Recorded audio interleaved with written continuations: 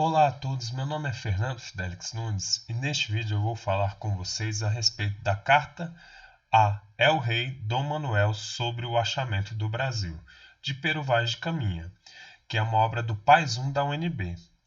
E eu quero destacar para vocês que este vídeo vai valer para duas playlists aqui do canal, para a Vale a Pena Ler e também para destinada a análises de obras do Paizum da UNB.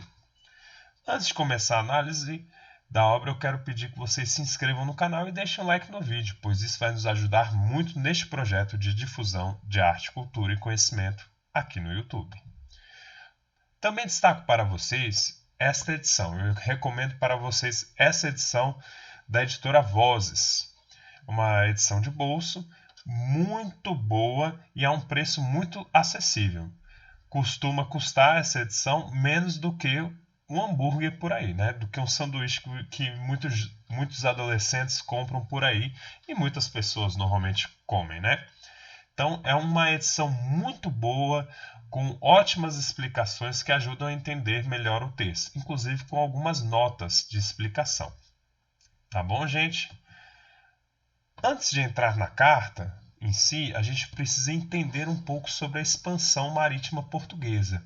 E eu vou recorrer aqui a um trecho da História Concisa do Brasil, de Boris Fausto, em que o historiador fala o seguinte: no início do século XV, a expansão correspondia aos interesses das classes, grupos sociais e instituições que compunham a sociedade portuguesa.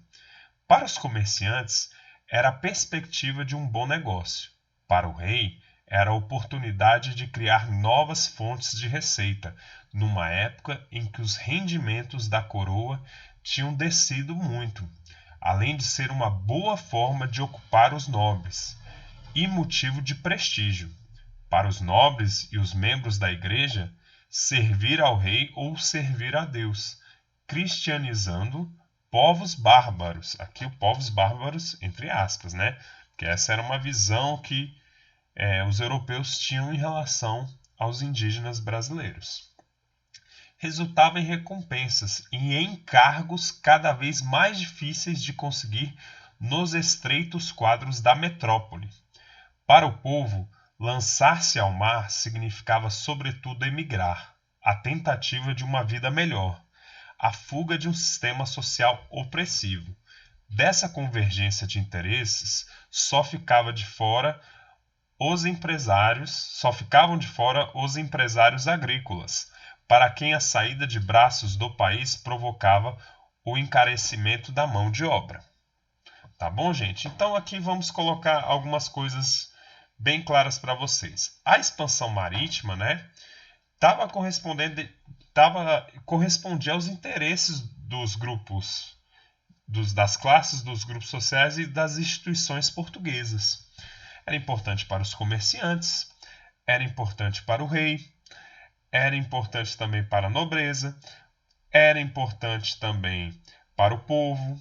E no final, só quem ficava ali, de uma maneira geral, prejudicado, o grupo prejudicado era o grupo dos empresários agrícolas. Mas era um projeto, a expansão marítima portuguesa, né? Também vocês vão encontrar aí, dependendo do material didático, as grandes navegações portuguesas, enfim, recebem vários nomes. Aí vão receber vários nomes esse processo histórico. Era de interesse da maioria da sociedade portuguesa. Então, era interessante esse processo, e isso fortaleceu a expansão marítima portuguesa. E aqui também é preciso destacar para vocês o valor do ouro e das especiarias, também de acordo com Boris Fausto. A dupla formada pelo ouro e pelas especiarias constituiu os bens mais buscados na expansão portuguesa. É fácil perceber o interesse pelo ouro. Ele era utilizado como moeda confiável e, por outro lado, empregado pelos aristocratas asiáticos na decoração de templos, palácios e na confecção de roupas. Mas por que as especiarias, ou seja, os condimentos? Vamos pensar nisso? O alto valor dos condimentos, traz aqui o historiador, se explica pelos limites das técnicas de conservação existentes na época e também por hábitos alimentares. Olha só, gente. A Europa Ocidental, na Idade Média, foi uma civilização carnívora. Grandes quantidades de gado eram abatidas no início do verão, quando as ferragens acabavam no campo. A carne era armazenada e precariamente conservada pelo sal, pelo fumo ou simplesmente pelo sol. Esses processos alimentares, usados também para conservar o peixe, deixavam os alimentos intragáveis, e a pimenta servia para disfarçar a podridão. Os condimentos representavam também um gosto alimentar da época, como o café, que bem mais tarde passou a ser consumido em grande escala em todo o mundo. Ouro e especiarias foram assim bens sempre muito procurados nos séculos XV e XVI. Ou seja, tinha toda essa relação com a alimentação, e principalmente com a conservação dos alimentos, com o gosto dos alimentos, né? Então, isso precisa ficar claro para vocês. Vamos agora falar um pouco sobre o quinhentismo. O quinhentismo começou em 1500 e terminou em 1601. Ele é considerado uma literatura, entre aspas, de informação, que é composta principalmente pelos relatos dos viajantes que vieram ao Brasil. Ou seja, vai ter autos e poemas relacionados à catequização dos indígenas, feito pelo José de Anchieta, pelo padre José de Anchieta. Mas, de uma maneira geral, os principais textos desse período são textos informativos, ou seja, são relatos dos viajantes que vieram para o Brasil nesse período. Tá bom, gente? São textos de caráter ufanista, ou seja, com tendência à exaltação lírica da terra ou da paisagem, espécie de crença no Eldorado ou paraíso terrestre. Há também a catalogação e exaltação dos recursos da América nesses textos do descobrimento, segundo o Afrânio Coutinho, que é um grande crítico literário. Uma grande referência dentro da crítica literária. Também há o testemunho dos primeiros contatos entre europeus e indígenas brasileiros. Há também aí muitas reflexões morais sobre a cultura indígena com base na cultura católica e europeia, ou seja, é um olhar do europeu em relação à cultura indígena.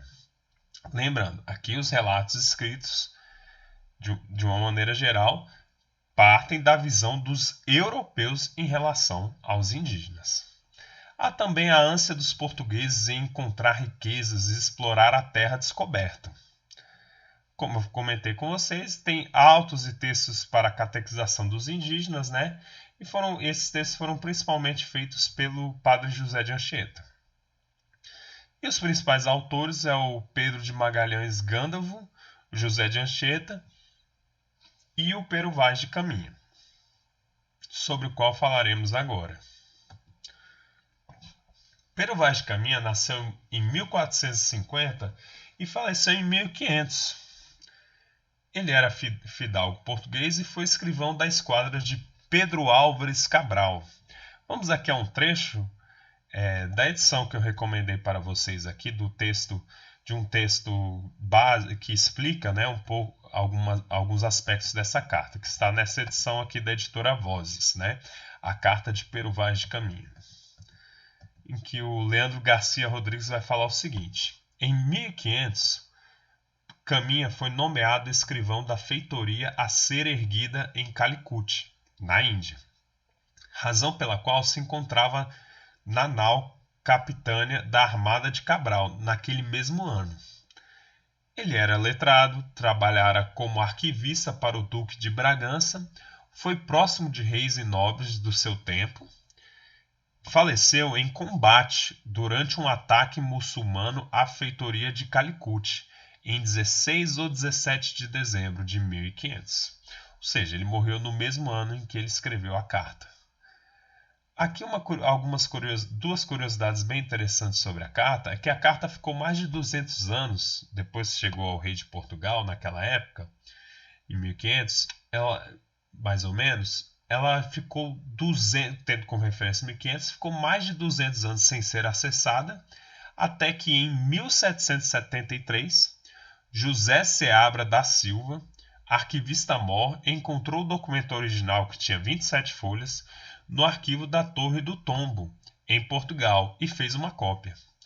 Em 1808, ele acompanhou a transferência da corte para o Brasil e trouxe consigo a carta. O padre Manuel Aires do Casal encontrou a carta no arquivo da Marinha do Brasil, no Rio de Janeiro, em 1817. Após encontrá-la, o padre tornou a carta pública ao divulgar o texto na imprensa. Então ela só se tornou pública depois de muito tempo, como vocês podem perceber. Ou seja, a carta não foi tornada pública na época da sua produção. Então, alguns desses textos demoraram até séculos para se tornarem públicos, esses textos do quinhentismo. Tá bom, gente?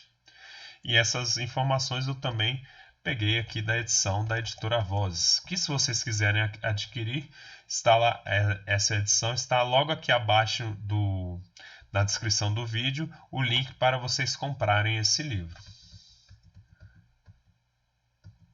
Vou ler para vocês aqui alguns trechos da carta. O PAS da UNB, ele não cobra a leitura completa da carta, ele cobra alguns trechos. Também vou deixar o link para vocês acessarem as obras do PAS, os textos, listar os textos transcritos, né, pelo próprio Sebrasp logo abaixo. Eu peguei de lá esses trechos, ou seja, como provavelmente deve acabar caindo na prova do PAS. Mas eu ressalto que é muito importante que vocês tentem, ao menos, ler o texto completo, porque ele é curto e tem muitos detalhes que vão fortalecer a formação de vocês enquanto leitores e também em relação ao conhecimento da história do Brasil. Tá bom, gente? Então vamos aqui ao primeiro trecho, né? Senhor, que é o vocativo, que abre as cartas, né, de uma maneira geral. Posto que o capitão mor desta vossa frota, e assim os outros capitães escrevam a vossa alteza, a nova do achamento desta vossa terra nova, que nesta navegação agora se achou, não deixarei também de dar minha conta disso a vossa alteza. O melhor que eu puder, ainda que, para o bem contar e falar, o saiba fazer pior que todos. Tome vossa alteza, porém, minha ignorância, por boa vontade, e creia bem por certo que, para alindar nem afear, não porei aqui mais do que aquilo que vi e me pareceu. Tá, que eu já destaco para vocês, aqui a gente vai ler, eu vou ler e comentar alguns trechos da carta para vocês, e aqui já, olhem só esse trecho aqui. A vossa alteza, a nova do achamento dessa vossa terra nova. Ou seja, eles chegaram ali ao Brasil, aqui ao Brasil, quer dizer, e eles já consideravam essa terra pertencente ao rei de Portugal, pelo simples fato de os portugueses terem chegado à terra. Ou seja, não era uma terra dos indígenas, mas sim uma terra que pertencia já, para eles, né? A terra já pertencia ao rei de Portugal. Então, olhem só já essa visão europeia em relação à colonização do Brasil, como está bem claro aqui desde o início. Aqui um trecho em que vão comentar um pouco sobre os indígenas, né? Vamos ver aqui esse trecho. Eram pardos, todos nus, sem coisa alguma que lhes cobrisse suas vergonhas. Nas mãos traziam arcos com suas setas. Vinham todos rijamente sobre o batel, e Nicolau Coelho lhes fez sinal que pousassem os arcos. E eles os pousaram. Ali não pôde deles haver fala, nem entendimento de proveito, por o mar quebrar na costa. Somente deu-lhes um barrete vermelho e uma carapuça de linho que levava na cabeça e um sombreiro preto. Um deles deu-lhe um sombreiro de penas de ave, compridas, com uma capazinha pequena de penas vermelhas e pardas, como de papagaio, e outro deu-lhe um ramal grande de cantinhas brancas, miúdas, que querem parecer de aljaveira, as quais peças creio que o capitão manda a Vossa Alteza. E com isso se volveu às naus por ser tarde, e não poder haver deles mais falta, por causa do mar.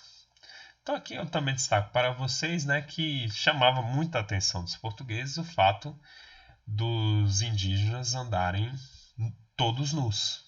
Então esse é um ponto também muito forte do texto. E aqui também destaco para vocês como há muitos trechos aqui que são descritivos e que isso pode acabar caindo na prova de alguma maneira. Tá bom, gente? Lembrando, se vocês repararem mais alguma coisa, quiserem comentar, é só deixarem logo abaixo nos comentários do vídeo, tá bom?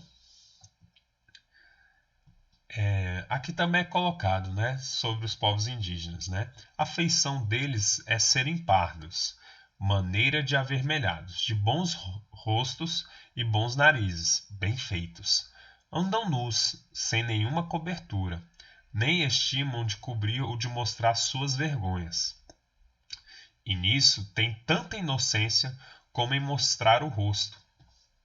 Ambos traziam os beiços de baixo furados, e metidos neles seus ossos brancos e verdadeiros, de comprimento de uma mão travessa, da grossura de um fuso de algodão, agudos na ponta como furador.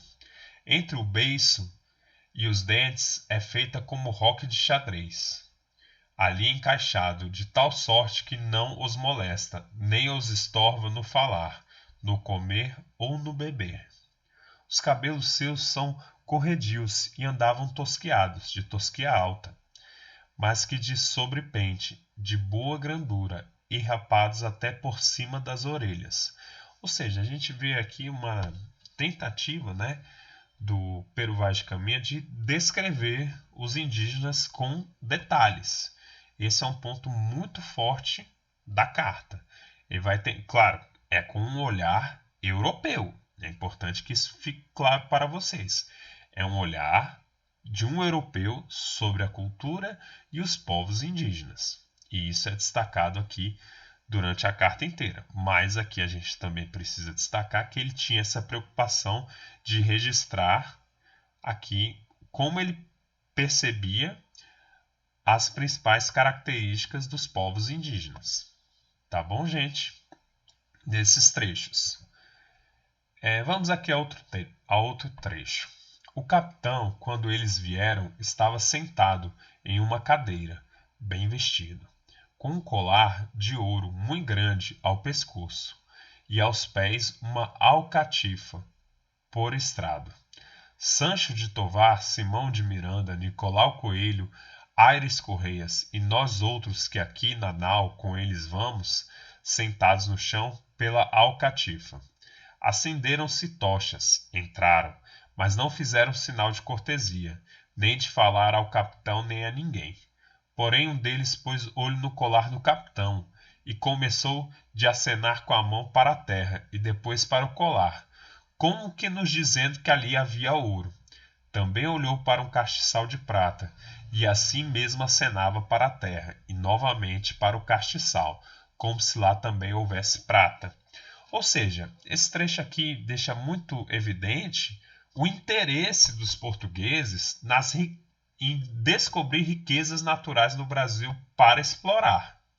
Ou seja, o português estava sempre pensando, como a gente comentou aqui antes no vídeo, sempre pensando na exploração e em conseguir ouro. Era muito importante para os portugueses.